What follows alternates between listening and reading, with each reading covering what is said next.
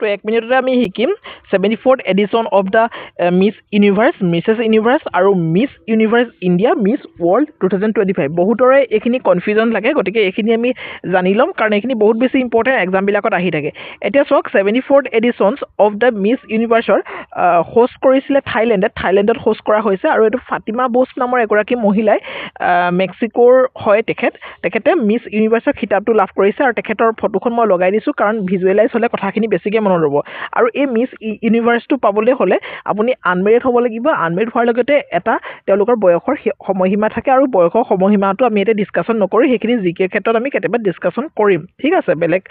video' আনিম next Mrs ইউনিভাৰ্ছৰ ক্ষেত্ৰত 2025 চনৰ খিতাপ লাভ কৰিছে চেৰী সিং নামৰ এগৰাকী মহিলাই মিছেছ ইউনিভাৰ্ছটো হৈছে যিসকল